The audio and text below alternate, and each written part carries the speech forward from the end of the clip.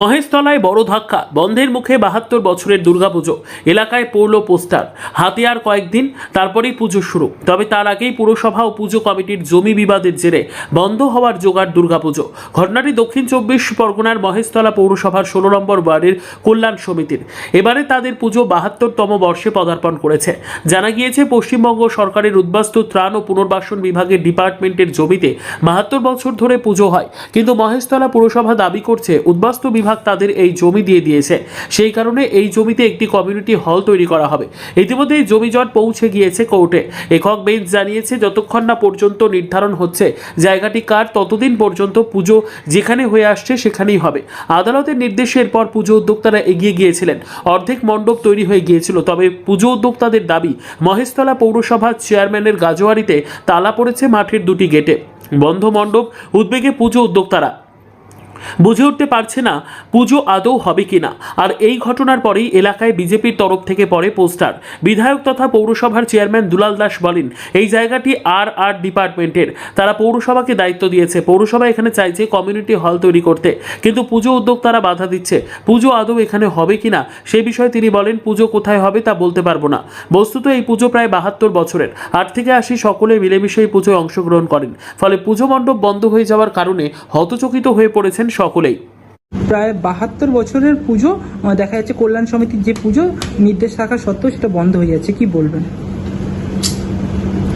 ৭২ বছর ওরা পুজো করে, লেখা তো আছে যে ৭২ বছরের পুজো করে ৭২ বছর করে। প্রথম কথাটা হচ্ছে সেটাকে জিজ্ঞাসা করতে হবে। ওই ক্লাবের যারা ফাউন্ডার, অ্যাকচুয়ালি অরিজিনালি যারা ফাউন্ডার এবং যারা পুজোটা করতো, তারা কেউ পৃথিবীতে এখন নেই, জীবিত নেই। সব যে যার মতো করে স্বর্গের দাবি চলে গেছে। ওখানে ক্লাবটা একটা সময় ছিলই না। ওখানে ক্লাব ছিল যুব সংঘ। যুব সংঘ আমরা করতাম, তখন আমরা ছোট ছিলাম, আমরা করতাম।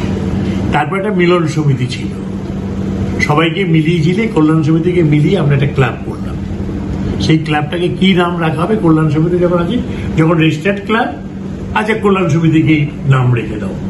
আমরা আবার কল্যাণ সমিতি নাম রাখলাম, আর ওই রেজিস্ট্রেশনটাকে ইউজ করলাম। করে আবার করছি, ওখানে করছি। ওই যে ওখানে বিল্ডিংটা দেখছো, তার যে জায়গাটা দেখছো, সেটাও আমি দুলাল দাস, আমি একদম নাম ধরেই বলছি, আমি দুলাল দাস। ওটা একজন ডাক্তারখানা ছিল, তাকে বলে করে বুঝিয়ে শুনে একটুখানি চোখ লাল করে ওই জমিটা নিলাম, নিয়ে ওখানে ক্লাবটা তৈরি হলো। পরবর্তীকালে আমরা বড় হয়ে গেছি, আমরাও সেরকম ভাবে ছড়ে গেছি। ক্লাব করার বয়স আমার তারা এখন নেই। ক্লাব যারা করবে করার, তারা ক্লাব করছিল, ওরা এসে গেছে, ওরা ক্লাব করছে।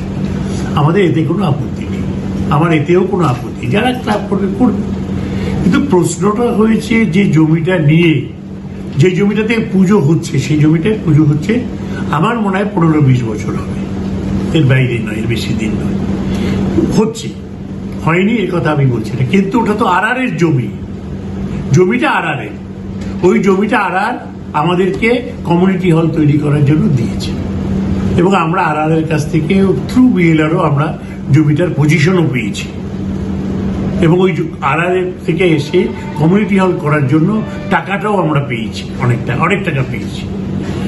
তো কথা হচ্ছে, আজকে যে কথা ওখানে পোস্টারে তুমি দেখাচ্ছ আমাকে, যে পারমিশন দিয়েছে, দেয়নি আমি কথা বলি না যে পারমিশন দেয়নি, কিন্তু বলেছে সাবজেক্ট টু ৮ তারিখে যে কেসটা আছে ডিভিশন বেঞ্চে, তার রায়ের উপরে নির্ভর করবে, তাই তো?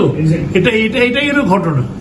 তা ৮ তারিখের মামলা হলো না, ৯ তারিখেও সেই মামলা, ডিভিশন বেঞ্চের মামলাটা হয়নি, ১০ তারিখেও হয়নি, আজকেও হয়নি মামলাটা। সেই মামলাটা কিন্তু হচ্ছে না।